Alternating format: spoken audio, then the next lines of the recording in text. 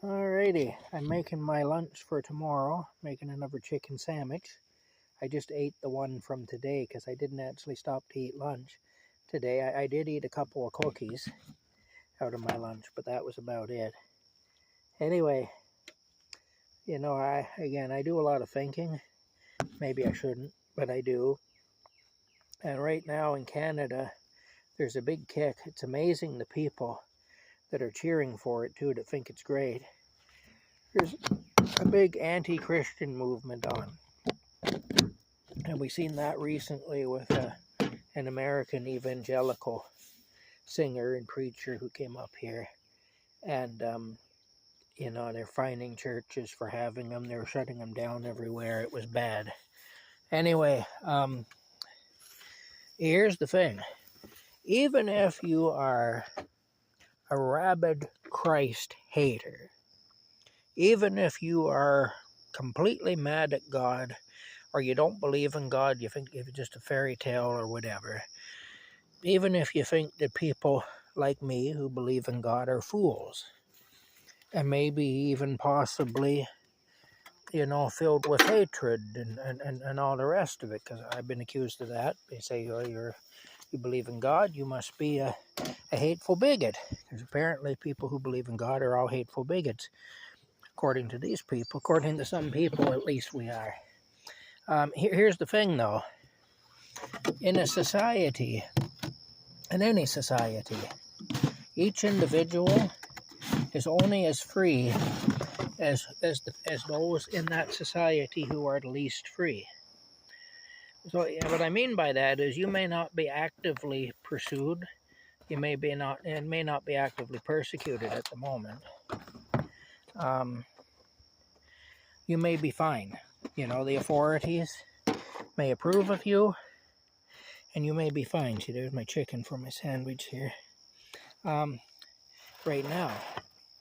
But the thing is, if the government can come and they can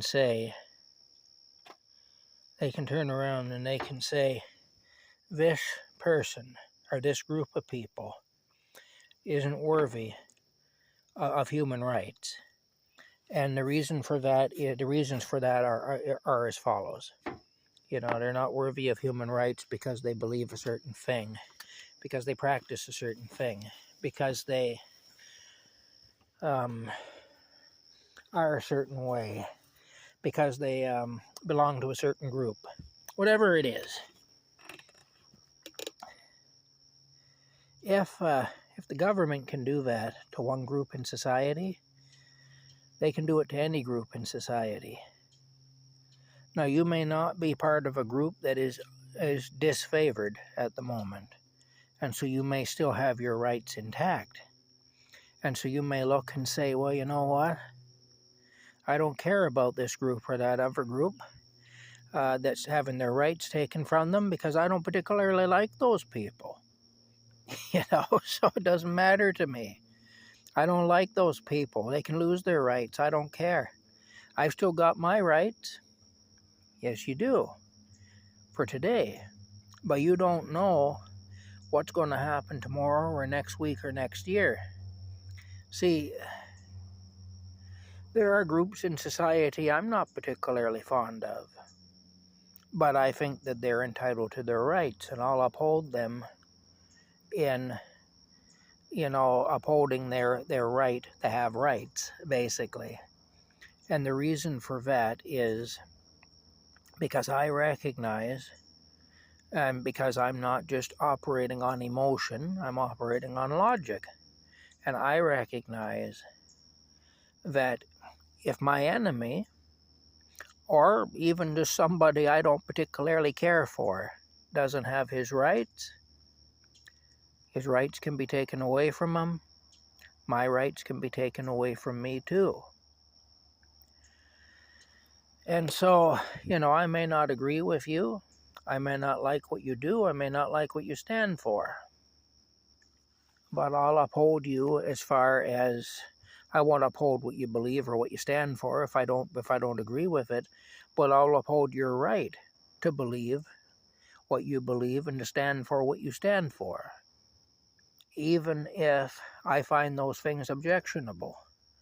Because there are people who find what I believe and what I stand for objectionable. I believe in God. I believe in Jesus. A lot of people in this society find that very objectionable. And that's the reason that Christians at the moment are losing ground. We're losing our rights, you know. We're being told you need a permit to worship your God. We're going to fine you. We're going to fine your church $2,500 because you had a guest preacher come from the United States and we don't like his rhetoric. Well, we don't like the fact that he is a friend of Donald Trump. We don't like the fact that he is a conservative.